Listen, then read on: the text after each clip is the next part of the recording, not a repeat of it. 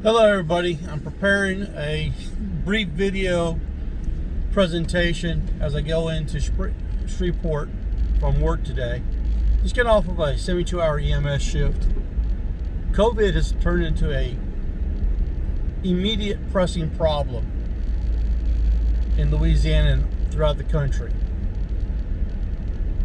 Initially, when COVID happened in the spring, we did do a presentation for mobile COVID screenings, mobile COVID treatments, and we have submitted that as a grant to the United States Air Force. We did that in March. The grant did not get funded at that time. I think everybody was believing that the COVID would come, go, and leave. It is not. It's actually picking up significantly. We have never deviated from our plan of a hybrid telehealth model that uses paramedics, community care paramedics, nurses, respiratory therapists, doctors, nurse practitioners, PAs to forward project healthcare into the community.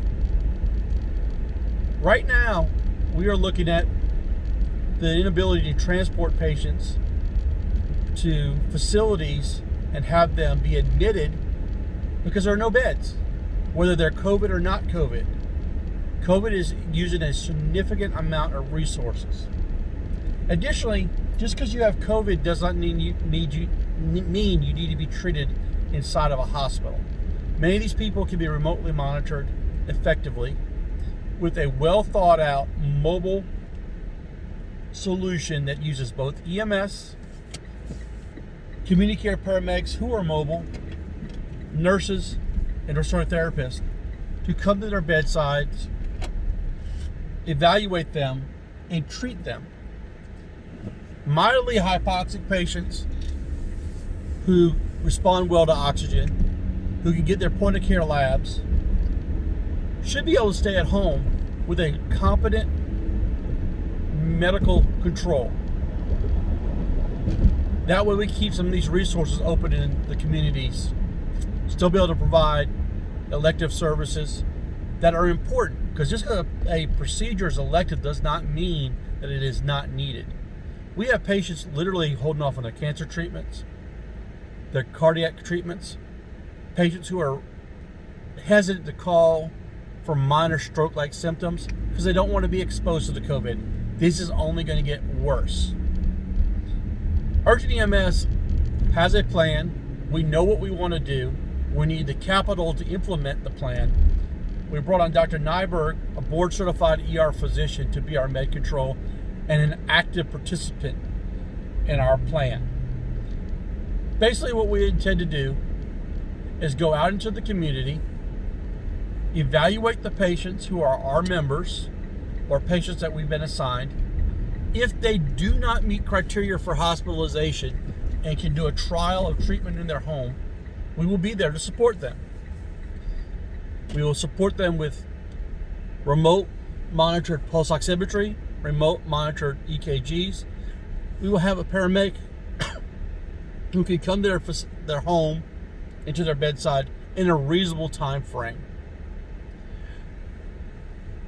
This is very important because if we continue down this road, there have literally been parts of the country where they've actually sent people home to die because they were gauging their likelihood of recovery from COVID. That happened in the spring. It's well documented. There is no reason that with proper funding, we cannot be operational within 2 months as a company, if not faster. I will be posting the grant application with redactions of people who are no longer on the project later this afternoon. For the investor out there, why do this?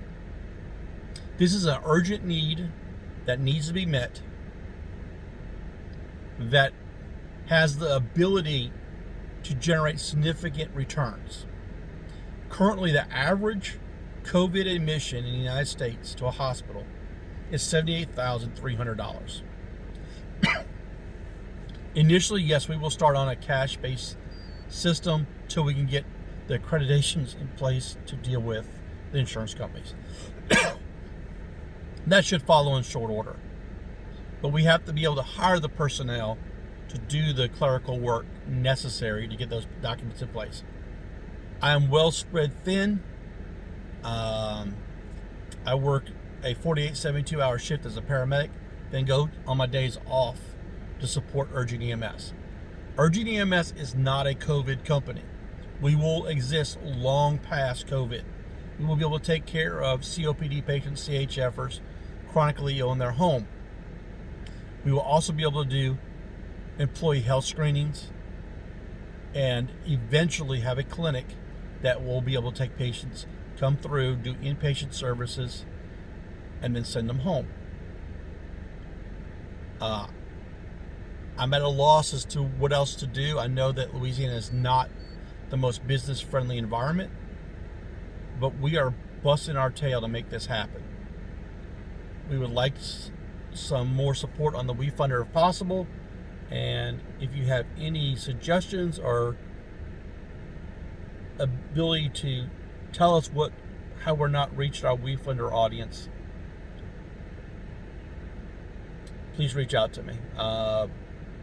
Other than that, on the days that I'm not at Urgent EMS, we are on the front lines taking care of COVID patients daily, and I fear that we're probably going to see a lot more before the spring comes.